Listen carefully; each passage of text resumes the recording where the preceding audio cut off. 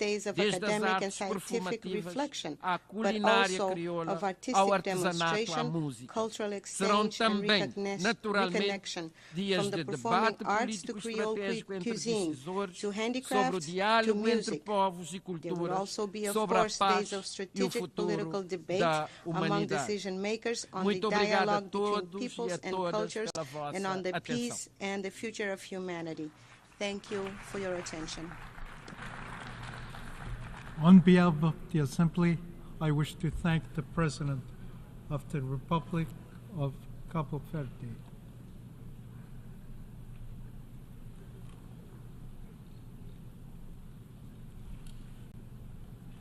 The Assembly will hear an address by Her Excellency Iris Samara Castro Sarmiento, President of the Republic of Honduras. I request protocol to escort Her Excellency and invite her to address the Assembly.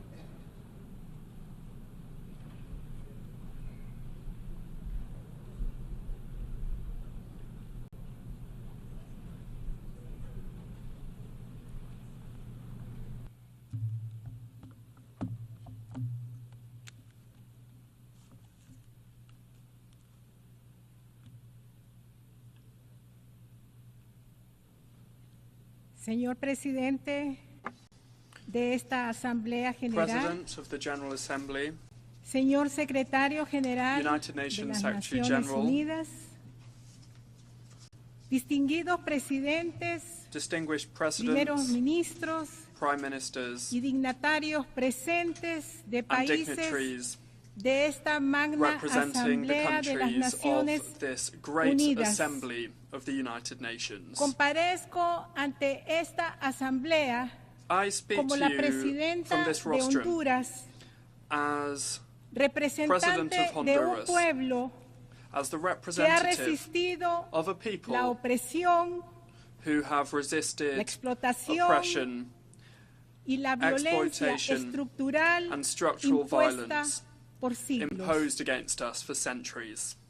Hoy estoy amenazada por las mismas Today, fuerzas I am del threatened capital by the same que hace forces of 15 capital años dieron un that golpe 15 de years Estado ago al perpetrated presidente a coup Manuel d'etat Zelaya. against President Manuel Esta Zelaya. nueva conspiración la denuncié en I las called out calles, this new conspiracy en las masivas in the streets concentraciones during del the pueblo, huge gatherings el of 14 people that took y place 15 on de the 14th septiembre, and 15th of día September, de nuestra independencia de la our patria. country's Independence Day.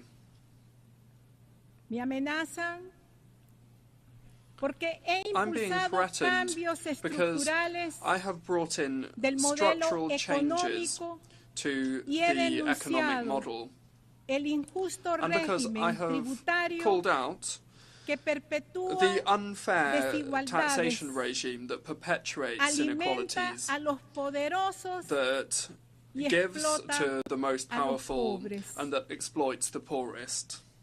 Nuestra soberanía es base fundamental Our y sovereignty principio is indeclinable de the las fundamental relaciones basis and internacionales. undeniable principle of international Pero relations. en Honduras However, in Honduras, continúan imponiéndose they prácticas continue to impose coloniales, colonial injerencias, practices, dominios interference, económicos, economic, mediáticos, media, and políticos. political domination against us. Los poderes supranacionales y algunas empresas Supranational powers and multinacionales some multinational son corporations productos de élites corruptas, are público-privadas, the results of que no tienen corrupt otra public-private finalidad que elites incrementar su that have capital. no other goal than to La increase their capital. globalización ha fracasado en su misión de llevar Globalization has failed in its prosperidad mission to bring para los prosperity to pueblos. people. Sus resultados evidencian la Its concentración de las results riquezas lay bare the a los concentration países of más wealth ricos y a las in the élites, most rich countries and mientras among la clase the trabajadora elites, whilst at the same es time relegada the working class y is obligada cast a aside migrar y a and sobrevivir. forced to migrate in order to survive.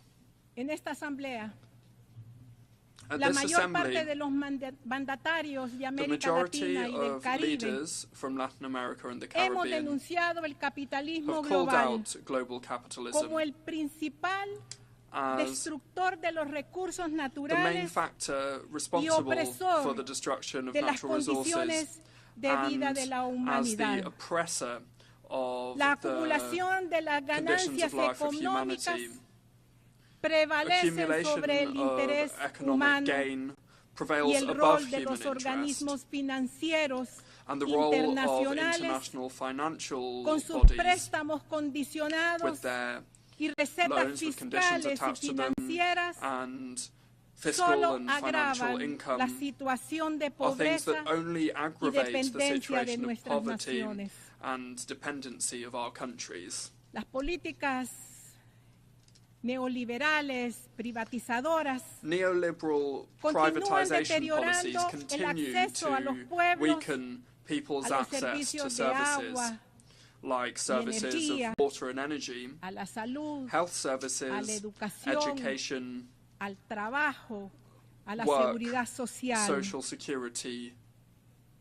Los tratados de libre comercio Free trade impuestos a nuestros pueblos imposed against our peoples vulneran la soberanía undermine y our anulan las sovereignty posibilidades and a nuestros productores remove de competir en the igualdad ability de of our producers condiciones, to compete on an equal provocando footing, cada día el encarecimiento al causing costo de la the vida. cost of living to increase on a daily basis. La paz, la justicia, la Peace, libertad justice, y la democracia freedom, and continúan democracy siendo valores fundacionales de remain nuestra nación. foundational Por values of ello, our country.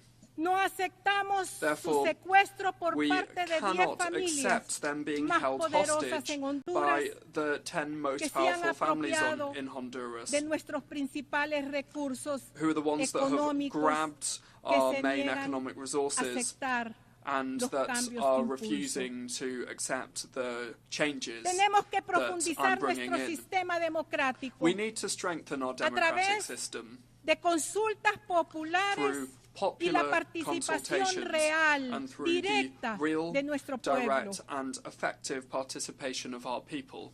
El proyecto internacional The de las international ciudades modelos Model sede, Cities Project, the que vendían nuestro territorio a pedazos ZEDE project, como un that botín was para el capital selling multinacional off chunks of our country aprobado as por apátridas a en loot, el really, for régimen multinational capital. anterior ha sido that was something that was cancelado supported by definitivamente stakeholders por mi in the gobierno previous del narco socialismo regime, has been democrático. cancelled definitively by my Hoy social democratic government. reconozco el histórico Today, fallo I de la Corte Suprema wish de to express my Justicia gratitude to the y el Supreme Court of apoyo Justice for its del historic Congreso ruling, Nacional. and also to the National Congress for their support. He denunciado el Centro Internacional de Arreglo de Diferencias relativa a I have inversiones CIADI, Called out the porque International Center constituye un for esquema Settlement of injusto de Investment arbitraje Disputes, the que prevalece los intereses ICSID, privados because it por is an encima de unfair los system intereses de los of estados arbitration nacionales. where private interests prevail En above the estos interests of 2 nation años, states. 8 meses, Over the last 2 aprobé years and 8 una months, reforma I have estructural brought in para a recuperar structural la caja reform única del to Estado, return to a single cancelando un treasury esquema account de for our corrupción country, cancelling construido a scheme of alrededor de la corruption figura that de was los built fideicomisos, around the setting up con of los cuales se trusts saquearon los that were recursos del used Estado. to loot the resources of the state. Al desmontaje de este esquema de Thanks to us corrupción, dismantling the scheme of estoy corruption, atendiendo I am now a los able niños to help y niñas en boys and todas girls, las escuelas children, de Honduras. in all of the Y schools of ahora Honduras. Reciben And now, thanks to merienda that, escolar, they receive matrícula gratis a school lunch, y llevando proyectos free of a charge las school comunidades enrollment, de and extrema we're pobreza. also bringing new projects to Aumentamos communities that live in la extreme producción de poverty. granos básicos We en la are siembra de increasing primera y production of postrera grain, con más de 1 millón in y the medio first and de second bonos sowing, with more than tecnológicos 1.5 a million productores technological que hoy reciben grants being given to semilla y producers who now are fertilizante de receiving manera seeds and gratuita. fertilizer free of charge. Asimismo, impulsamos Furthermore, créditos para we viviendas are y créditos providing agrícolas al más bajo mortgages for interés homes and económico farming en la credits historia de at Honduras, the lowest interest rates we've ever seen in the history of Honduras. como la organización de cajas rurales And we are also comunitarias. setting up rural community Estamos banks. rescatando la empresa nacional de energía We are eléctrica, rescuing the National el Electric Energy Instituto de Company, Mercadeo Agrícola, the IMA, Honduran la Agricultural Suplidora Market Nacional de Institute, Productos and the Básicos, National Body Banasupro, for Basic que fueron Products, the privatizadas y Banasupro. abandonadas durante All of 12 these años, institutions I just 7 mentioned meses de la were narcodictadura. privatized and were abandoned for the 12 years Hoy of the beneficiamos a narco-dictatorship. más de 800,000 Today, familias que we are reciben benefiting more energía than gratis 800,000 families who now y receive free subsidiamos el energy. precio de los And we are combustibles subsidizing the para cost of fuel beneficiar a in order todos to los benefit consumidores de all Honduras of the consumers con of los Honduras precios más with bajos the lowest de prices Centroamérica. in Central America.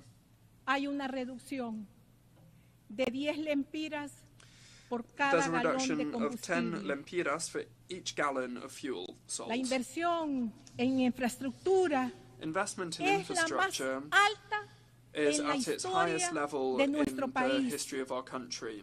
Rescatamos lo público con la We've aprobación recovered the histórica public de la sector construcción de with the 8 historic hospitales, approval of la projects to build reparación de 8 miles de hospitals, escuelas, to repair thousands of 3 schools, aeropuertos 3 national nacionales, airports, construcción de carreteras, the caminos building productivos, of motorways, puentes, pavimentaciones intermunicipales, bridges, canchas intermunicipal multideportivas paths, para todo el país, multi-sport centres for the whole of the restauración country. de los 12 estadios And we nacionales. have also refurbished the Y no 2 puedo largest dejar de national stadia. mencionar el I must also proyecto más mention grande the biggest project más and the most ambicioso en la ambitious historia de project in the Honduras, history of Honduras, que es el plan which is the de la plan to construcción build del ferrocarril a railway interoceánico between entre Puerto the two Castilla oceans. It will en go el from Puerto Atlántico Castilla on y the el Atlantic puerto coast de Amapala to en Puerto el de Pacífico. Amapala on the Pacific Ocean. En estos 2 años, 8 meses, Over the last 2 years and 8 hemos months, reducido la pobreza we en have 12 reduced puntos poverty porcentuales. by 12%. Y con el plan de solución contra el And crimen, with the plan confirmado to por la Secretaría de deal Seguridad, with crime, con la cooperación de las Fuerzas confirmed Armadas, by the Secretary for hay Security with una the cooperation of the disminución armed forces, histórica we're de seeing an 15 historic puntos reduction en los homicidios, of 15 la points mayor in the murder rate, reducción which is the en largest los reduction últimos that we've 20 seen años. over the last 20 years.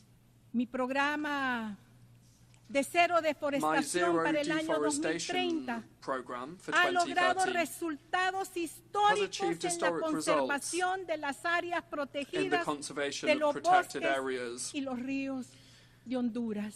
of Honduras's forests La and utilización rivers. de los fondos públicos The use of public funds en la caja única del Estado in the state single de forma account honesta y in an honest and patriótica patriotic way es is being para done beneficio in order del to pueblo benefit hondureño. the people of Honduras.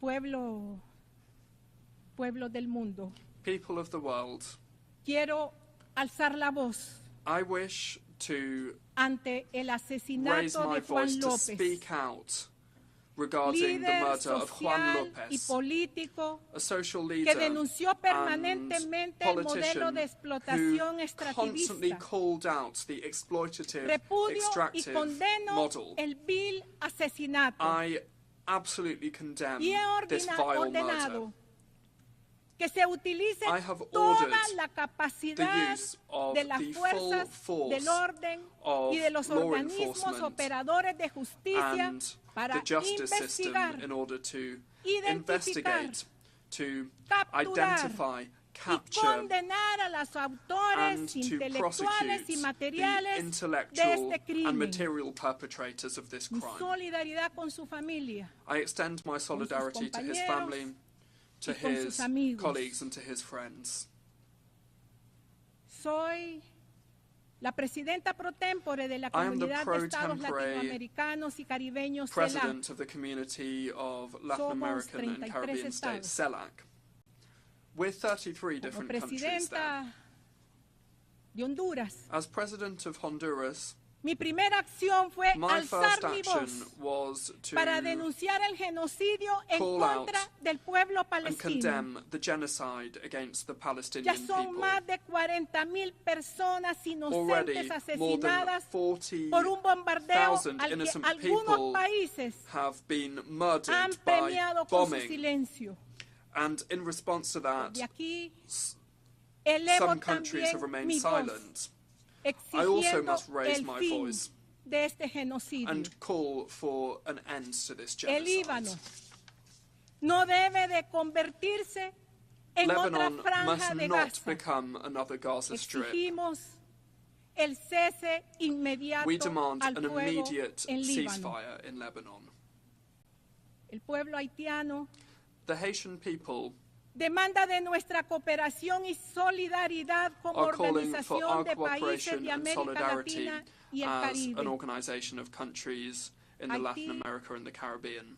Es la primera patria Haiti liberada del is colonialismo. the first motherland Merece to toda have nuestra been freed atención from colonialism, y en los and it próximos deserves días our full convocaré a attention. los presidentes que And so, integramos in la the next few CELAC days, I will para convene demostrar the nuestro presidents that compromiso. make up CELAC to show our Esta commitment to Haiti. Asamblea General ha This rechazado General Assembly, durante 30 for more than años 30 con years, una abrumadora with an mayoría overwhelming majority, el inhumano has embargo rejected contra el the pueblo de Cuba. inhumane embargo imposed against Este the people of infame Cuba. bloqueo comenzó This en terrible embargo began in 1960 1960, y a partir de 1992 esta since Asamblea 1992, General this General Assembly ha emitido más de 30 resoluciones has para que Estados sent out more Unidos than ponga 30 fin a resolutions este cruel calling for the United bloqueo. States to put an end to this cruel embargo. Demando que se ponga fin al I also injusto call bloqueo for an contra el end to hermano the pueblo de unfair Nicaragua y blockade de imposed Venezuela against the kindred peoples y of Nicaragua exigimos and que se Venezuela. retire a Cuba We also call en el listado de for los Cuba países to be removed terroristas. from the list of terrorist countries. Ayer entregué al Yesterday, secretario general I delivered to Antonio the Secretary Guterres General, Mr. Antonio el Guterres, convenio que the formaliza agreement that formalizes el apoyo de Naciones Unidas the para UN luchar support contra la corrupción. to fight y la against corruption impunidad. and impunity. Agradezco a esta asamblea I thank que this aprobó Assembly nuestra solicitud a favor de la who creación approved our de este request mecanismo to create this para el mechanism combate de la corrupción in order to combat público-privada. public and private corruption. Y como dijo nuestra mártir As Berta Cáceres, Berta Cáceres, our martyr, mujer said, valiosa, she was a brave woman defensora and de nuestros recursos defender naturales of our y de natural nuestros pueblos resources indígenas. and of our indigenous peoples. Despertemos humanidad. Let us wake Todavía up, humanity. estamos a tiempo. We still have time. Que este sea un llamado May de nuestra this be generación. the appeal Muchas and the gracias. motto of our generation. Thank you very much.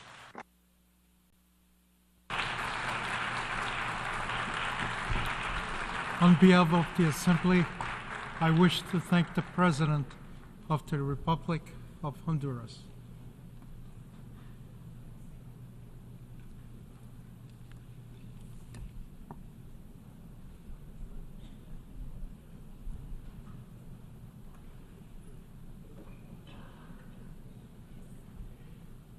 The Assembly will hear an address by His Excellency Joseph Numa Boakai, Sr., President of the Republic of Liberia.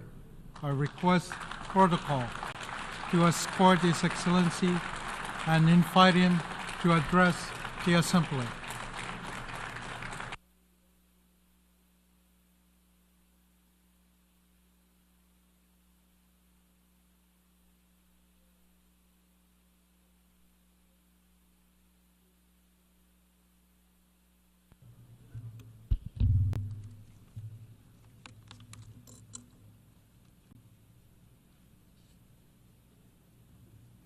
Excellency, Filman Yagan, President of the 79th session of the United Nations General Assembly, His Excellency Mr. Antonio Guterres, Secretary General of the United Nations, Excellencies, Heads of State and Government, Ambassadors, Heads of Delegations, and esteemed delegates, distinguished ladies and gentlemen. I am honored to address the 79th regular session of the United Nations General Assembly for the first time as President on behalf of the government and people of Liberia after a smooth back-to-back democratic transition. Liberia congratulates His Excellency Philemon Yagan on his election as President of the 79th session of the United Nations General Assembly. You can be assured of Liberia's support as you steer the affairs of the General Assembly. I extol His Excellency Dennis Francis for his astute leadership during his presidency of the 78th session of the General Assembly and commend his determination to inspire and rekindle hope globally. I deeply thank Secretary General Antonio Guterres for the remarkable and visionary leadership he continues to provide in pursuit of our collective mandate.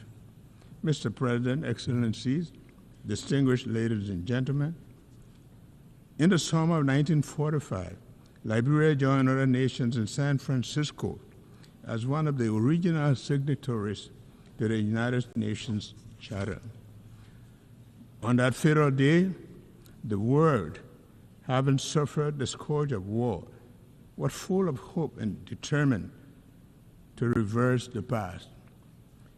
Nearly 80 years on, and reflecting on the preamble of the United Nations Charter, which declares our commitment to promote social progress and better standard of life and larger freedom, we ask the question, has our reaffirmation of faith in the dignity and worth of human person made 8 decades ago had been realized? We must admit that the world has changed and the frontiers that we now embrace are different. In it, greed, insensitivity to the poor, the international drug epidemic, money laundering, dynamics of climate change, and the impact of social media must compel us to rethink our approach to global peace and security. Our beloved United Nations must undergo the institutional and philosophical reflections required to respond to the new age. As we assemble under this theme, unity in diversity for advancement of peace, sustainable development, and human dignity for everyone, everywhere, it is important to recognize the shared values and collective efforts that come from our unity with diversity. We must acknowledge these as essential for the advancement of peace, sustainable development, and the inherent dignity of every human being worldwide. By doing so, we can build a better world where no one is left behind. Like many nations gathered at this assembly, Liberia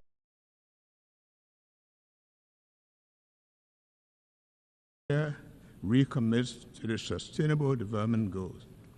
Since the end of the development path that will lead to building a capable state, 12 years ago, we dared to dream of a future within the realm of possibility, harboring core national aspirations to transform the future. Named Liberia Rising or Vision 2030, it has been the driving force behind all of our planning efforts. The building of blocks and the tenets of Vision 2030 are significantly aligned with the Sustainable Development goals.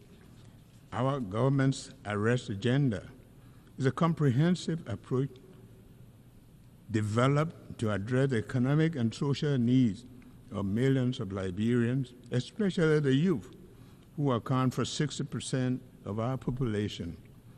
With emphasis on agriculture, roads, infrastructure, development, justice, and the rule of law, education, sanitation, health, and tourism, the agenda had mainstreamed the SDGs as is designed to take Liberia to the finish line of the 2030 Sustainable Development Goals. The fight against poverty, the promotion of human dignity, a steadfast commitment. Despite our progress, poverty remains a significant challenge, with over half of our population living below the poverty line. The Sustainable Development Goals aim to eradicate poverty in all forms by 2030, ensure social protection for the poor and vulnerable, improve the access to essential services.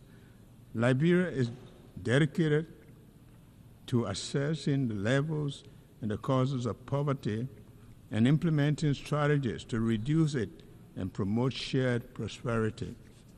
My government also acknowledges pressing need to address maternal and newborn mortality by implementing robust monitoring and evaluation of health services in the country to accelerate the reduction of maternal and newborn mortality. We are particularly blessed and pleased with the United Nations HC Joint Mission to Liberia this year, which concluded a commitment to combat the high burden of increasing newborn deaths. We welcome the United Nations General Assembly's decision to declare July 25th as the International Day of Women and Girls of African Descent this year. This significant milestone acknowledges that women and girls of African descent have unique opportunities, but they also have challenges that the global fight against slavery and racism is necessary to achieve gender equality. Liberia credits its credentials by producing the first woman president of the United Nations General Assembly, Angie Brooks Randall, and first female president of Africa, President Ellen Johnson Sirleaf. Liberia has witnessed and continues to witness the immense contribution of women and girls of African descent in politics, culture, and every area of societal development. Excellencies, distinguished ladies and gentlemen, Liberia has enjoyed uninterrupted peace for almost 2 decades, following the 14 years of civil conflict. During this time, we have held 4 democratic elections, with last year's election marking the 4th since the return to democratic order in 2006. In January this year, Liberia achieved a historic milestone by peacefully transitioning from one democratic government to the other.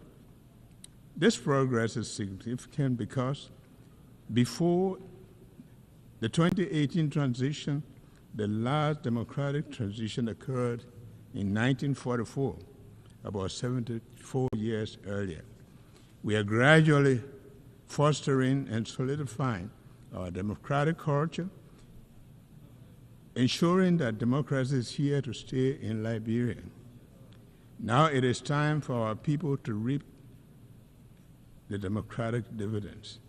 The rule of law is fundamental for peace, justice, strong institution, and dignity for human person. Liberia is taking significant strides towards openness, transparency, and accountability by empowering and supporting transparent institutions. Our government is committed to implementing audit recommendations by the General Audit Commission to restore public and donors' confidence in the governance system and improve regional and international cooperation. In addition, the country has taken a major step in confronting its conflict past to ensure accountability and justice for crimes and other human rights violations committed during the war and promote healing and national reconciliation. A significant development in our transitional justice process was the signing on May 2, 2024, of the Executive Order 131 to create the Office of Establishment of War and Economic Crime Court for Liberia, a key recommendation from the Truth and Reconciliation process in Liberia. Our actions align with the International Covenant on Civil and Political Rights, joint follow-up on impunity and past human rights violations.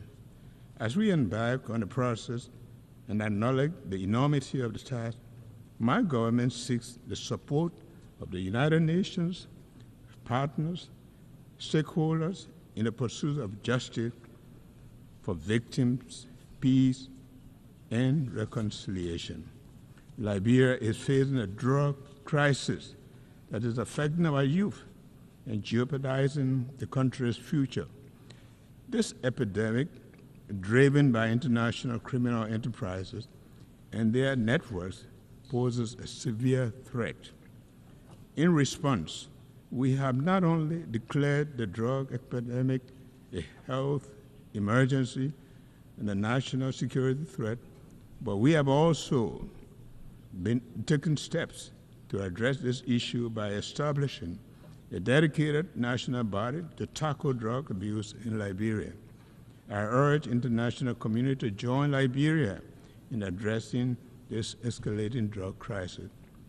Excellencies, distinguished ladies and gentlemen, the world is facing numerous crises, including global threats such as disease, security, and climate change, as well as food and resource shortages. Our vulnerabilities are evident, and we need to use a collective knowledge to find solutions that will preserve the planet for future generations. Climate change is undeniably real, and its threat to our environment and the way of life is becoming increasingly apparent. We must take urgent action to address this threat, including cooperative efforts to implement Article 6.2 of the Paris Agreement. Liberia, as the most forested country in West Africa, with over half of the land covered by forests, plays a vital role in biodiversity and environmental sustainability. As a result, our country is taking important steps to lead conversation on climate action. My government has called on our legislators and stakeholders to begin looking at the Paris Agreement, particularly under Article 6, to help advance actions towards establishing Liberia's nationally determined contribution to combat climate change. While we take these actions, we are mindful of the need to build capacity and invest in critical areas of our economy, such as using alternative financing for investment in the blue and green economy and technological transfer to support these climate actions. Excellencies, distinguished ladies and gentlemen, the goals we set for ourselves and the future are better served on the foundation of peace and security. Having enjoyed peace for over 2 decades following a long-running conflict, we aim to promote peace and stability at home, in the region, and globally. The threat of conflict to our shared world underscores the importance of collaborative efforts to foster regional and global stability and peace. Therefore, we support all the UN's effort to address peace and security issues worldwide. Liberia is concerned about escalating security challenges in the West African region, including terrorism and economic and political instability, These pose significant threat to regional peace. So we urge full dialogue and cooperation among West African nations to address these issues effectively.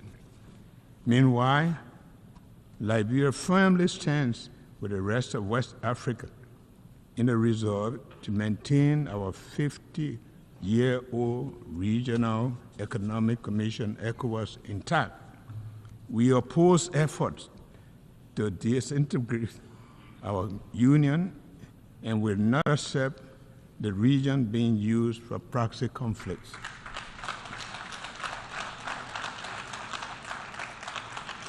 We look at the AU and the UN to support us in keeping the regional body united. Similarly, at a global level, we call for an immediate ceasefire in the Middle East to provide civilians and essential humanitarian relief. We urge both Israel and the Palestinians to engage in negotiations towards lasting peace, including a two-state solution. Additionally, we see the ongoing conflict in the Ukraine as a threat to global peace and security. Therefore, there is an urgent need for a peaceful resolution that also respects Ukraine's territorial integrity. Mr. President, Excellencies, distinguished ladies and gentlemen, this year's Assembly is a pivotal moment for Liberia's bid to ascend to the African non-permanent seat of the Nations Security Council 2026. We have proudly announced our candidacy. We look forward to the support of the member states to vote Liberia overwhelmingly to the seat of the Security Council. We can work with Council members to promote peace, justice, and security. Liberia is dedicated to promoting sustainable growth and ensuring human dignity for all. Liberia is prepared to work together with the United Nations and global allies and international community to accomplish the sustainable development goals, establish a fair, peaceful, and sustainable world. The commitment to unity is deeply ingrained in Liberia's history as a founding member of the United Nations and a post-war international institution, as well as regional and sub-regional organizations.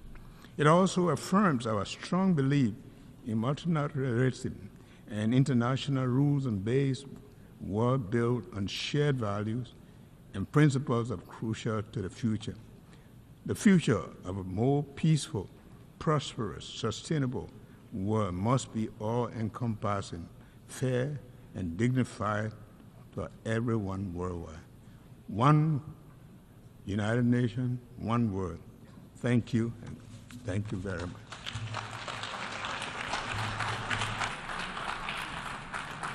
On behalf of the Assembly, I wish to thank the President of the Republic of Liberia.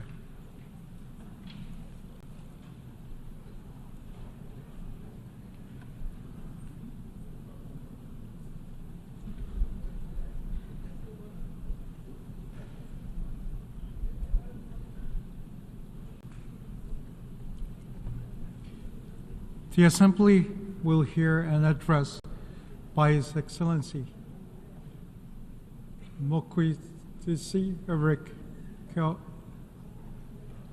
Keabetswe Masisi, President of the Republic of Botswana. I request protocol to escort His Excellency and invite him to address the Assembly.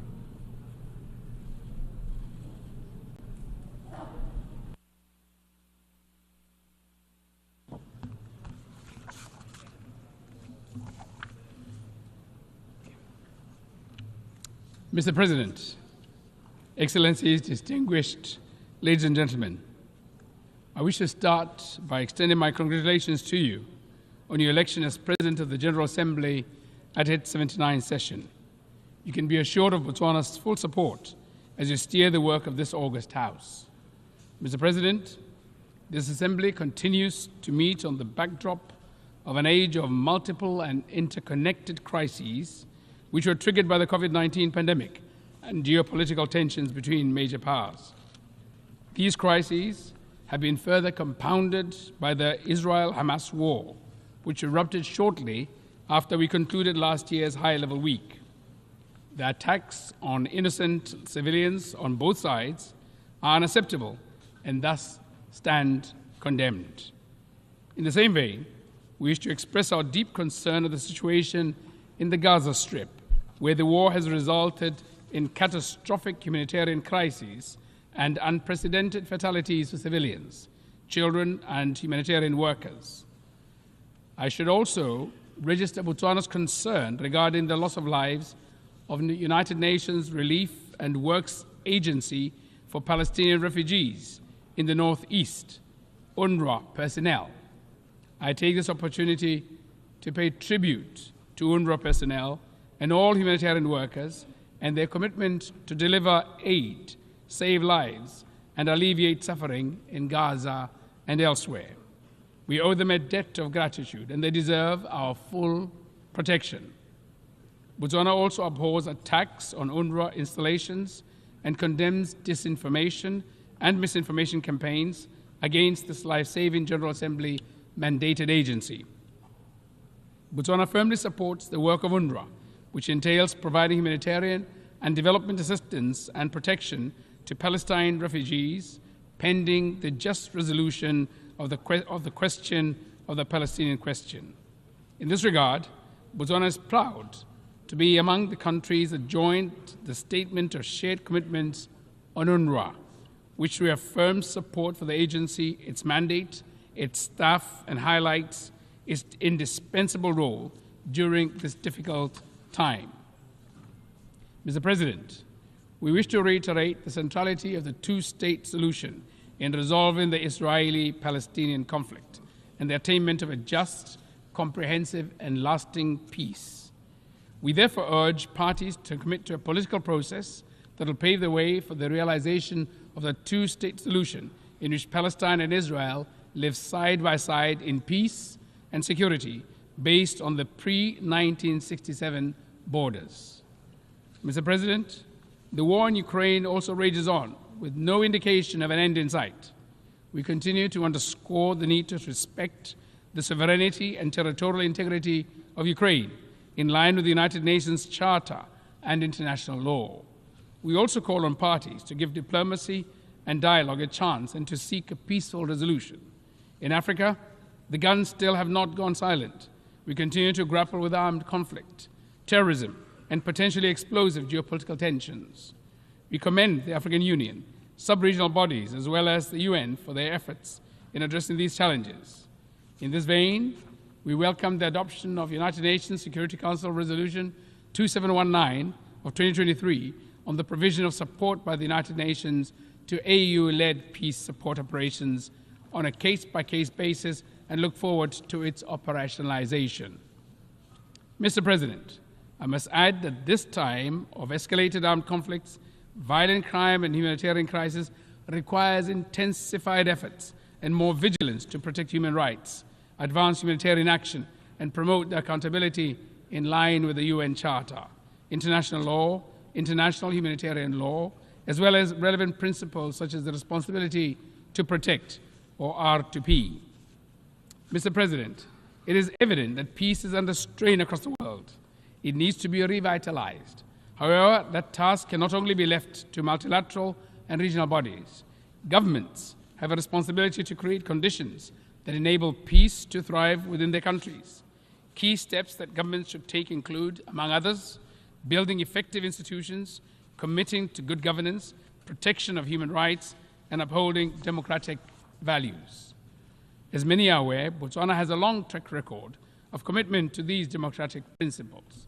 The implementation of recommendations from our recently concluded constitutional review process, as well as our upcoming general elections on the 30th of October 2024, provide opportunities to deepen our democracy and strengthen our good governance credentials. Mr. President, regrettably, while on the one hand, the scourge of war rages on the other hand, the promises of sustainable development is in great peril.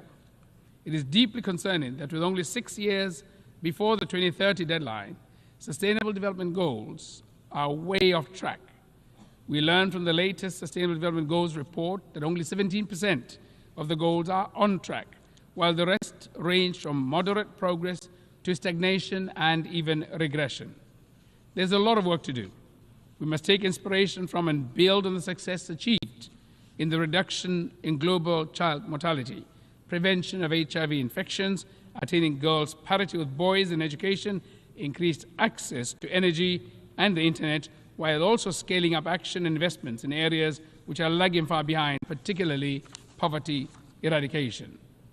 The levels of extreme poverty remain disturbingly high, but we cannot attain sustainable development without eradicating poverty in all its forms and manifestations. Poverty eradication is the sine qua non of sustainable development. A comprehensive approach will be required to move the needle in the fight against poverty. We therefore endorse the call for comprehensive social protection systems and inclusive economic policies. Pro-poor policies should also be complemented and reinforced by policies which spur inclusive economic growth and create sustainable employment. Policy interventions that aim to leave no one behind ought to be matched by adequate SDG financing. In this vein, my delegation reiterates the call for predictable, sustainable, and sufficient development finance to developing countries from all funding sources.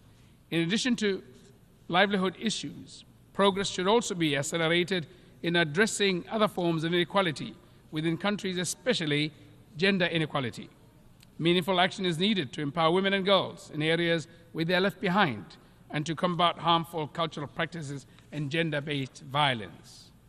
Mr. President, extreme weather events and related natural disasters continue to remind us of the severity of climate crisis and the urgency of mitigation and adaptation. In our sub-region, Southern Africa, the El Niño phenomena induced drought and floods, which resulted in devastating consequences on livelihoods and a humanitarian situation that affected over 61 million people. I take this opportunity to reiterate the Southern Africa Development Community's SADC regional humanitarian appeal of at least $5.5 billion aimed at augmenting domestic resources of the affected member states, including efforts to resource mobilization from national, regional, and international partners in response to the impacts of El Niño-induced drought and floods. I cannot overemphasize the need for adequate climate finance for effective climate action. We continue to remind developed countries of their annual $100 billion commitment in climate finance for developing countries until 2025 and call for a more ambitious goal thereafter. Mr. President, efforts at attaining sustainable development ought to be redoubled in countries in special situations, in particular small island developing states, SIDS, least developing countries, LDCs, and landlocked developing countries, LLDCs, which are disproportionately affected by development challenges. Botswana, as an LDC and current chair of the group of LLDCs at the UN, is deeply concerned by enormity of challenges faced by LLDCs in their effort to implement the 2030 Agenda and its SDGs. With no direct territorial access to the sea, LLDCs struggle with international trade, connectivity, and economic development. Our countries are cut off from the global marketplace and without the means to develop adequate transport and logistics infrastructure, and inevitably face significant challenges in achieving the Sustainable Development Goals. The forthcoming third United Nations Conference on Landlocked Developing Countries, LLDCs 3, from 10th to 13th December in 2024 in Gaborone, Botswana, under the theme, Driving Progress Through Partnerships, will provide an opportunity to effectively address these challenges in an ambitious, action-oriented, and forward-looking program of action. I therefore invite transit countries, development partners, and other stakeholders to join us in the beautiful and vibrant Gaborone as we shape the future for our 32 member countries. Mr. President, as you rightly observe, it is only when we act together that we can effectively deliver meaningful progress for people, planet, prosperity, and peace while leaving no one behind. Without a doubt, the United Nations-led multilateral system remains an indispensable platform for the effective global action that this moment demands. It is therefore of paramount importance that the multilateral framework remains fit for purpose.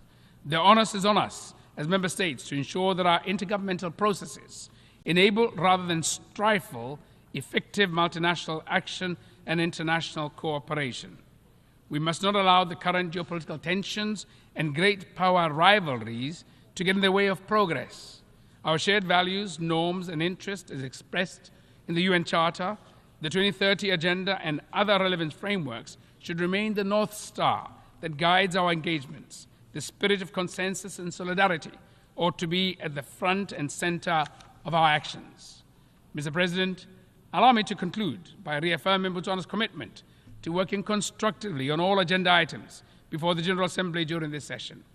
This session offers opportunities to turbocharge action for peace, sustainable development, and human rights for the benefit of present and future generations. Let us seize the moment.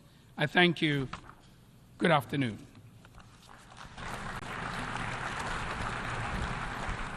On behalf of the Assembly, I wish to thank the President of the Republic of Botswana.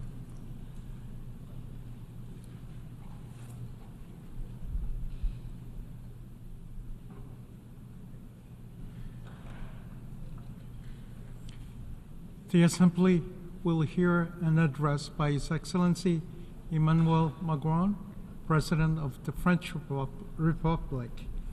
I request protocol to escort His Excellency and invite him to address the Assembly.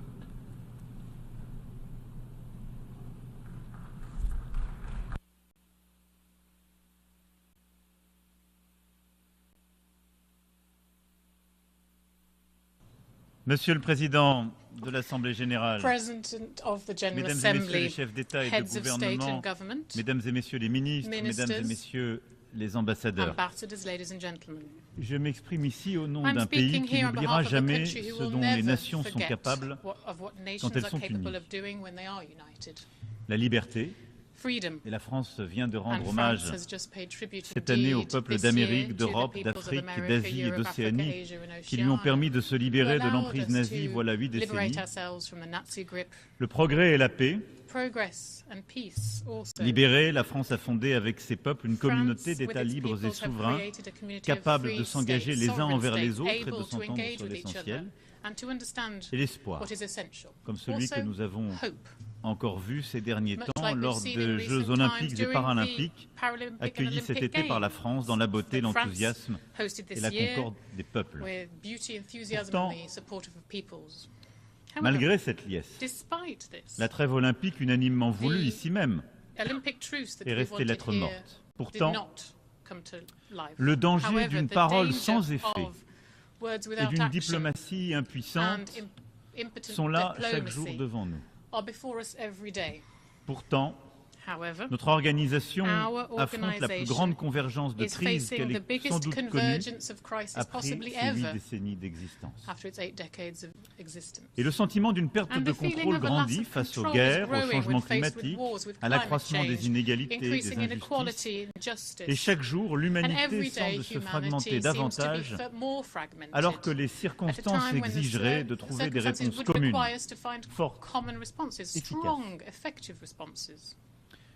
Pour redonner à ces To deux mots, Nations Unies, These leur two puissance words, d'espérance, United Nations, need to embody nous hope devons once again. And nous what must we retrouver, do comme for jadis, this? sur un We socle need to essentiel. find Et c'est this de cela dont essential je voudrais bedrock dire of this, quelques and mots. that's what I wanted to touch D'abord on et avant briefly. tout, Above il faut all, first restaurer and foremost, we les need to termes de la restore confiance et the du respect terms entre of les peuples. trust and respect between Et je les peoples. vois And s'estomper here I can dans see les them débats qui sont often les nôtres. trampled in our Pour ce faire, nous debates. devons en To effet do montrer this, une we need égale to attention à pay ceux qui equal attention to those who are Je suffering. l'évoquais ici même As I il y a mentioned 2 ans, here 2 years ago, in fact. conjurant la Let's possibilité stave d'un off the double standard, possibility of having a double une standard. vie égale une One vie. life is La equal to protection another. des civils est The une norme civilian impérative et doit protection is rester an notre imperative norm and boussole, must remain alors our même que North nous célébrons Star, cette at a time année when with this year le we are 75e marking anniversaire the des 75th conventions de anniversary Genève. of the Geneva Et Convention. ne laissons pas And s'installer let's not l'idée, let the un idea seul take instant, root que les morts de l'Ukraine sont ceux du Nord, que les morts de Gaza sont ceux du Sud, et que les morts des conflits au Soudan, dans la région des Grands Lacs ou en Birmanie seraient ceux des consciences qui, trop seules, s'en indigneraient. Reprendre le contrôle et restaurer cette confiance implique donc de partout chercher la paix, de n'accepter aucune différence à chaque fois que la dignité de la vie humaine est en jeu, de n'accepter aucune différence à chaque fois que l'intégrité territoriale, la souveraineté des États est en jeu. Ces conflits aujourd'hui interrogent notre capacité même à faire respecter notre charte des Nations Unies. Et quand je vois certains vouloir proposer la paix en demandant la capitulation, je m'étonne qu'on puisse même soutenir une telle idée. Je veux ici redire combien la protection des civils, de l'ensemble des travailleurs humanitaires, de toutes celles et ceux qui œuvrent à nos valeurs communes est indispensable dans chacun de ces conflits. Ensuite, nous devons apporter une réponse commune aux grands défis que sont les deux guerres qui touchent l'Europe et le Proche-Orient. La Russie, en effet, mène en Ukraine une guerre de conquête territoriale au mépris des principes les plus fondamentaux de la vie internationale. Elle est coupable de graves manquements au droit, à l'éthique, à l'honneur. Rien dans ce qu'elle fait ne correspond à l'intérêt commun des nations ni aux responsabilités particulières qu'elle assume dans cette organisation. Le sort de l'Ukraine engage la paix et la sécurité en Europe et dans le monde. Car qui pourra encore se croire protégé de ses voisins les plus forts, les plus violents, les plus avides? Si nous laissions la Russie l'emporter personne. C'est donc bien notre intérêt commun, l'intérêt commun des nations, que l'Ukraine soit restaurée au plus vite dans ses droits légitimes et qu'une paix juste et durable soit. La France continuera de faire tout ce qui est en son pouvoir pour que l'Ukraine tienne bon, se mettre hors de danger et obtienne justice. Elle continuera de lui fournir des équipements indispensables à sa défense et avec ses alliés et partenaires les plus proches, la France soutiendra la remarquable résistance du peuple ukrainien et s'engagera pour qu'il obtienne une sécurité durable. Cherchons la paix. La France saura joindre ses forces à celle de tous les partenaires sincères pour construire une paix solide pour l'Ukraine et pour l'Europe. Je sais que pour beaucoup d'entre vous, l'essentiel est toutefois ailleurs, dans la trop longue liste des guerres oubliées, des victoires injustes, des résolutions mal négociées, ou parfois jamais mises en œuvre. Je n'en oublie aucune, si je ne peux ici les évoquer toutes. Le président Tshisekedi me précédait à cette tribune il y a quelques instants. Et la situation des Grands Lacs, je reviendrai avec lui et le président Kagame dans quelques jours, nous préoccupe. Et en Arménie, Monsieur le Premier ministre, aux côtés de laquelle la France se tient fermement face aux pressions de l'Azerbaïdjan et aux tensions territoriales, la communauté internationale doit être là pour que les négociations de paix aboutissent et que les frontières internationalement reconnues soient préservées. Mais je sais que pour beaucoup d'entre vous, l'essentiel, au-delà de ces guerres, est aussi aujourd'hui, et il est pour nous également, à Gaza, là où le destin du peuple palestinien est présent et pèse sur chacun de nos débats. Je voudrais, sur ce sujet aussi complexe, redire avec la plus grande clarté la position de la France depuis le premier jour. Nous condamnons avec fermeté l'attaque terroriste terrible et sans précédent décidée et menée par le Hamas contre Israël le 7 octobre. Le terrorisme est inacceptable, quelles qu'en soient les causes, et nous pleurons ici les victimes de l'attaque du Hamas du 7 octobre dernier, parmi lesquels 48 citoyens français.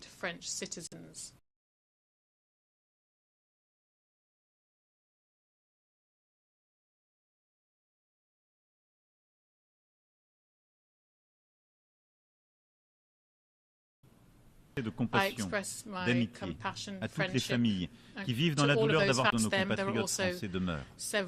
Et je veux ici saluer les efforts des États-Unis d'Amérique, de l'Égypte et du Qatar pour y parvenir. Cela demeure une priorité pour nous tous. Israël, face à cette attaque terroriste, a le droit légitime de protéger les siens et d'enlever au Hamas les moyens de l'attaquer à nouveau. Et aucun d'entre nous n'aurait subi les coups reçus le 7 octobre sans en tirer des conséquences. Pour autant, la guerre qu'Israël mène à Gaza n'a que trop duré. Les dizaines de milliers de victimes civiles palestiniennes n'ont aucune justification, aucune explication. Trop d'innocents sont morts et nous portons aussi leur deuil.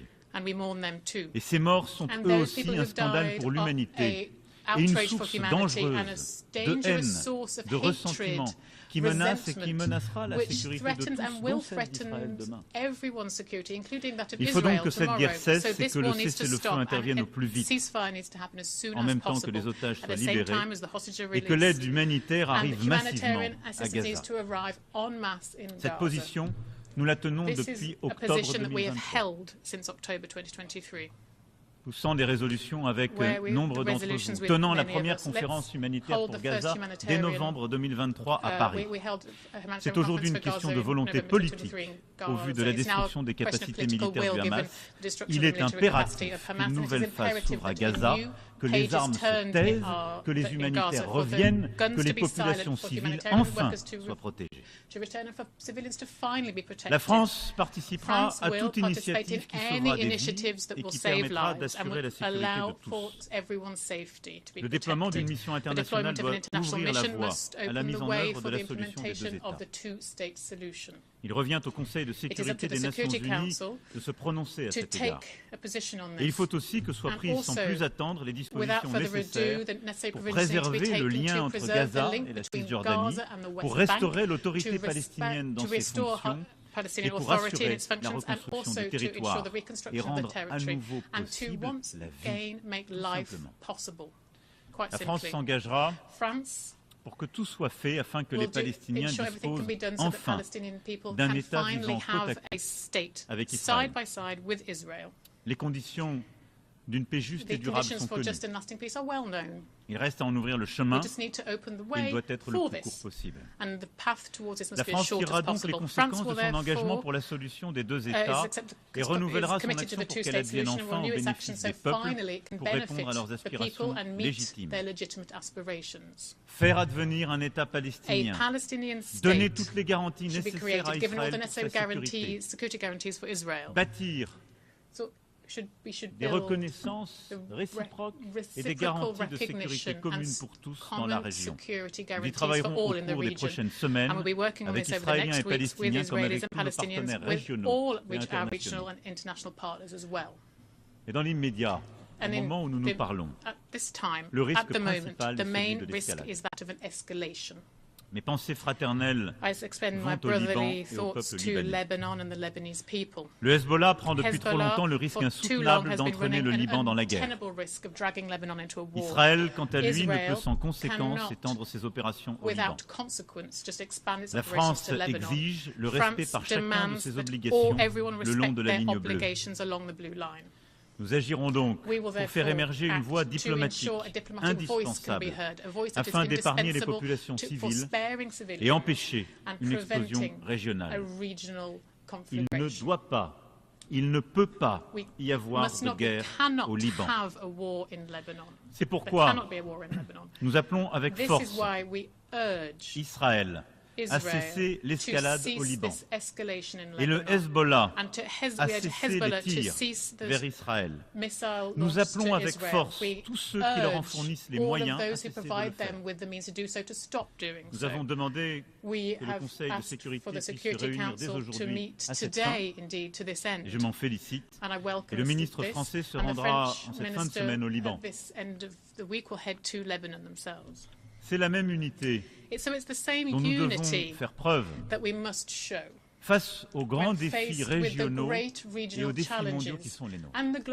Car au-delà des conflits que nous connaissons et que je viens d'évoquer, il nous faut ensemble continuer d'assurer le respect de la souveraineté de chacun, de bâtir des solutions régionales et internationales face aux défis. C'est tout le sens de la relation que nous voulons avec l'Afrique. Un nouveau partenariat. Et c'est ce que depuis 2 ans, nous avons à faire. La France a beaucoup fait ces dernières années pour le continent africain. Elle a beaucoup fait ces dernières décennies, mais tout particulièrement au Sahel, où les armées françaises ont combattu avec succès le terrorisme, côte à côte avec leurs partenaires régionaux et internationaux. Toutefois, les coups d'État militaires dans la région nous ont conduit à en tirer des conclusions légitimes. Mais l'Europe et l'Afrique ont devant elles un destin commun qui exige un partenariat large. Partenariat de paix et de sécurité qui suppose d'en renouveler les termes, plus de formation, plus d'équipement, plus de respect réciproque. Partenariat également reposant sur l'économie, l'énergie, le sport, la culture, la mémoire. C'est ce qu'avec le Bénin, le Sénégal, le Cameroun, l'Algérie, le Maroc et beaucoup d'autres pays, nous avons patiemment construit ces dernières années et que nous continuerons de mettre en œuvre. C'est la même philosophie qui, depuis 6 ans maintenant, nous conduit à bâtir un partenariat inédit avec l'Indo-Pacifique, où la France a pour ambition de contribuer au respect du droit international, sans lequel il ne saurait y avoir de prospérité. Dans cette région qui a connu un essor exceptionnel au cours des dernières décennies, certains ont la tentation de s'affranchir des règles, voire d'imposer leur volonté par la force. La France propose une alternative, non pas pour se substituer à quiconque, mais pour redonner aux États de la région. Les territoires français de l'Indo-Pacifique disposent d'une expertise unique dans la lutte contre le changement climatique, la protection de la biodiversité, le développement des énergies propres ou la lutte contre les menaces transnationales. Et notre vocation à cet égard dans la région est de coopérer davantage avec tous dans leur environnement. Vous l'avez compris, cette logique partenariale, c'est celle qui vise à bâtir de nouveaux équilibres, à refuser la fragmentation du monde ou les grammaires anciennes, mais à chercher dans un respect réciproque à bâtir les chemins de stabilité et de paix. Au-delà de cela, le défi qui est le nôtre, percuté par évidemment les conflits que j'évoquais à l'instant, serait de perdre le fil de notre agenda multilatéral, de perdre l'efficacité à laquelle nous sommes attachés. Et après avoir vécu la pandémie qui nous avait rappelé avec tant de force l'importance de certains de ces défis communs, d'oublier qu'il nous faut poursuivre ce fil. Je crois profondément que le multilatéralisme efficace n'a jamais été aussi nécessaire qu'aujourd'hui et doit conduire à des résultats en matière de développement et de lutte contre les inégalités, d'éducation, de santé, de climat et de biodiversité et de technologie. Sur chacun de ces piliers, nous avons besoin d'unité. Et nous avons besoin, là aussi, de tout faire pour éviter la fracture entre le Nord et le Sud.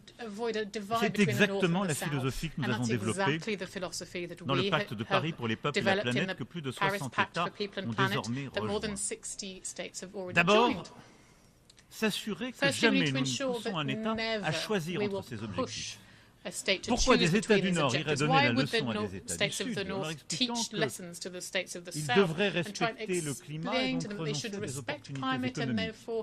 Ils devraient faire ce que certains d'entre eux au Nord n'ont pas fait il y a 20, 30 ou 40 ans. C'est irrecevable et inaudible.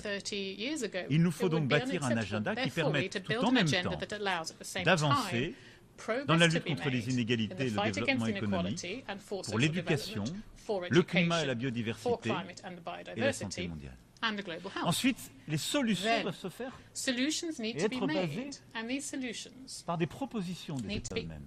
C'est ce que nous avons, par exemple, commencé à bâtir avec nos partenariats pour les transitions énergétiques justes. Ne pas avoir une seule solution pour tous ou des leçons données depuis le capital, où en quelque sorte on vient inspecter des pays en leur demandant de tous suivre la même recette.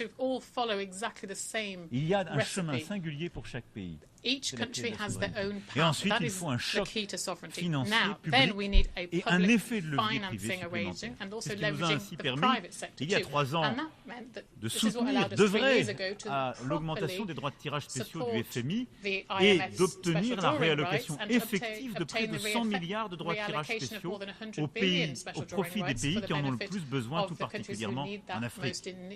Révolution silencieuse, mais indispensable. C'est pourquoi aussi, fort de ce pacte, et nous étions avec plusieurs des membres à l'instant, sous l'autorité efficace du président Macky Sall et avec le concours des Nations Unies, de l'OCDE et des organisations concernées, nous voulons poursuivre ce cycle de réformes et mener une réforme profonde des banques multilatérales, de nos institutions financières. Nous avons lancé cet objectif de finance en commun, réunissant les banques de développement de toute la planète, y compris de ceux dont les agendas ne sont pas alignés. Il nous faut œuvrer sur cet agenda de finance en commun pour pouvoir tenir les objectifs que j'évoquais. Et il nous faut ensemble, je l'espère dès les mois qui viennent, réformer en profondeur la Banque mondiale et le Fonds monétaire international, d'abord pour en renouveler les membres, ces institutions ayant été conçues à une époque où tant d'entre vous ici n'étaient pas indépendants. Il faut en renouveler la structure du capital pour lui donner plus de force. La Banque mondiale et le Fonds monétaire international ont été conçus, pensés, calibrés à une époque où les défis n'étaient pas les mêmes, où l'économie mondiale n'avait pas cette taille, où la démographie n'avait rien à voir. Il nous faut lever les tabous absurdes, des blocages posés parfois par les plus grands qui empêchent les autres de remettre de l'argent de peur d'être dilués. Il nous faut donner les capacités d'agir à ces institutions pour financer les projets dont les pays du Sud ont besoin. Et cette réforme est impérieuse pour notre crédibilité collective. Et je le dis aux États les plus riches et à ceux qui, aux côtés de la France, sont autour de la table, décidez de ne pas le faire. Et vous verrez dans les années qui viennent émerger un ordre alternatif. Il viendra d'autres qui n'ont pas votre agenda. Décidez de ne pas le faire. Et vous serez voués aux gémonies, accusés de cynisme, et peut-être pas à tort. Cette réforme du multilatéralisme financier est indispensable pour relever ces défis. Il nous faut aussi poursuivre notre agenda en matière de climat, de biodiversité. Les COP à venir sont des rendez-vous importants et la France y jouera tout son rôle, en particulier en organisant avec le Costa Rica pour les Nations Unies, une réunion importante pour les océans. Nice, en effet, en juin 2025, accueillera la conférence des Nations Unies sur l'océan. Et nous poursuivrons ce faisant notre travail. Et j'espère que nombre d'entre vous pourront ratifier à cet égard les acquis des derniers mois, en particulier le traité sur la protection de la haute mer, indispensable. Et nous continuons à avancer aussi sur la question de l'eau, si indispensable, avec le nouveau sommet One Planet sur l'eau, aux côtés du Kazakhstan et de l'Arabie Saoudite. Je n'égrènerai pas ici tous les sujets nécessaires, indispensables, mais je veux aussi rappeler combien l'intelligence artificielle suppose que dans notre enceinte, tous les États ici présents se coordonnent. Nous avons besoin de favoriser l'innovation. Nous avons besoin de nous assurer que l'innovation de l'intelligence artificielle sera accessible à tous les pays et les peuples de la planète et qu'elle ne vienne pas nourrir de nouvelles fractures et de nouvelles inégalités. Et nous avons besoin que tout ceci se développe dans un cadre éthique, démocratique, pensé par les peuples de la planète et concerté. Et nous ne pouvons pas laisser quelques-uns, a fortiori, des acteurs privés qui sont aujourd'hui à la pointe de ces innovations, penser pour nous et pour nos peuples l'avenir de celles-ci. C'est pourquoi la France organisera en février 2025 le prochain sommet d'action pour l'intelligence artificielle, et vous l'avez compris. L'objectif est de construire ce cadre commun, et je me félicite des travaux qui ont été conduits et coordonné par le secrétaire général et du pacte numérique mondial, bâti avec les meilleurs experts, qui porte totalement cette philosophie dans laquelle nous nous inscrivons. Pour finir mon propos, mesdames et messieurs, ayant conscience que j'ai oublié là tant de situations difficiles, du Venezuela au cœur de l'Afrique, en passant par tant de tensions océaniennes, je voudrais conclure en parlant de nos institutions. J'entends beaucoup de voix s'élever pour dire qu'au fond, les Nations Unies seraient à mettre à la poubelle. Ça ne sert what we plus à need to rien. do Vous to voyez the bien, UN on is just n'arrive throw pas à it in the régler bin. les conflits. There's no point in it. We can't resolve Ayons en conflicts. la Why do we matière have it? So une impatience here, constructive. let's show Ayant de a l'impatience, je l'ai avec constructive vous, on ne kind peut of pas se impatience. satisfaire And de we ne pas savoir can't régler les choses. just be satisfied Mais with not soyons being able clairs, to resolve les things. responsables But sont là. we know who's Tant que nous responsible. aurons un Conseil de sécurité While we qui est have a bloqué, Security Council that has been blocked, je dirais de manière réciproque selon les intérêts par les uns et les autres, on according aura to du each mal à other's avancer. interests, well, that's still the case. Est-ce qu'il y We'll a be un able to meilleur make système? progress. Je ne le Is there a crois pas. better system? I don't Et donc think rendons so. simplement So, ces Nations Unies let's plus make efficaces. the UN more D'abord, efficient. en les rendant peut-être Firstly, plus représentatifs, perhaps c'est making them pourquoi la more France, representative. And that's why France, je le redis ici, est as I favorable à reiterate ce que here, le is Conseil in de favour sécurité soit of élargi. the Security Council L'Allemagne, being le Japon, expanded. l'Inde, le Germany, Brésil Japan, devraient en être India, des Brazil membres should permanents, be permanent members, de même que 2 pays much like que l'Afrique two, désignerait pour la représenter. countries that Africa will decide De nouveaux membres to élus devraient represent aussi them. être These admis new en son sein. elected members will Mais la also réforme need de to la be composition accepted, du but the Conseil de reform sécurité ne of the suffirait pas composition à of elle the Security seule Council is not à lui sufficient rendre son alone efficacité. to make it more Et je souhaite effective. donc que cette réforme And so I permette wish aussi this de reform changer also les to méthodes de travail, how it should de also change limiter the le working droit de methods, veto to en cas limit de the crimes right de of masse veto in case of mass et de se crimes, concentrer sur and les also to décisions focus on opérationnelles que operational nécessite le effective maintien de la decisions that paix et de peacekeeping la needs. sécurité internationale.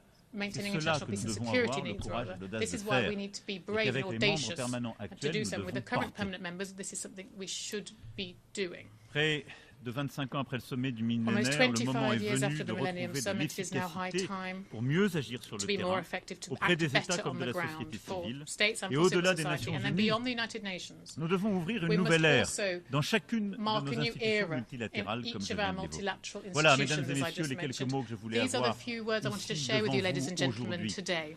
Dans un moment grave At a time, a grave de time notre ordre international, of our là où world tant de order, conflits here where semblent ne pas se so many résoudre, je veux dire que la conflicts seem France continuera unresolvable, I will say that d'essayer de porter cette France will voix continue to exigeante, carry this fidèle à ses voice valeurs, that is qui loyal to its refuse les values, that is demanding, simplifications that refuses to du moment oversimplify the et qui context. continuera de se battre pour And les France will principes simples qui nous continue ont to toujours portés. defend the simple values that we've, La dignité principles that we've humaine, always defended. le respect des Human principes dignity, de la the Charte, respect for the et principles of qui the au-delà des Charter, conflits and beyond et de l'actualité, conflicts and the current a news vocation à cycle, continuer à we bâtir avec continue vous to un build ordre with you international plus juste a et plus fairer efficace. and more Telle effective sera notre international voie toujours order. singulière, This aux is what côtés we de will nos amis, continue to nos advocate alliés, for alongside our mais friends and libres our allies. aussi, parfois But de dire also, non, we should be free to say no quelquefois sometimes.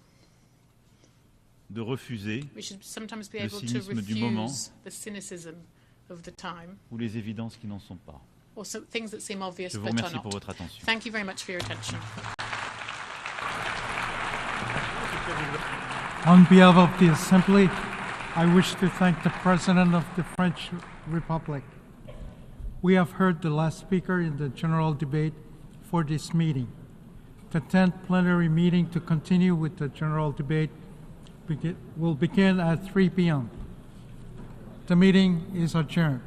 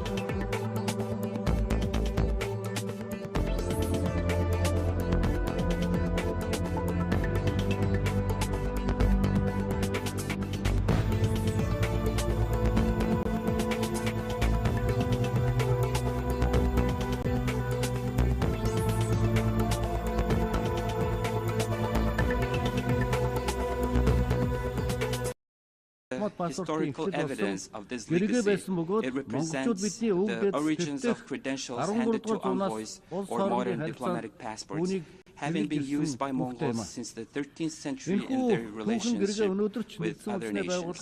The Gürge is displayed as a historic artifact at the United Nations headquarters. In 2000, UN Secretary General Kofi Annan remarked that Gürge is an invaluable heritage gifted by Mongols to the international community, emphasizing that we have a lot to learn from the wisdom of Mongolian ancestors. The principles of maintaining peace and harmonious coexistence championed by our ancestors reflects the progressive ideals that underpin our current collective effort to sustain peace and stability. At present, humanity is alarmed by the deepening global geopolitical tensions which ignite the fires of war and heighten the nuclear threat. The collective efforts of countries around the world towards non-proliferation, disarmament, and the total elimination of nuclear weapons, as well as the expansion of nuclear weapon-free zones, must not be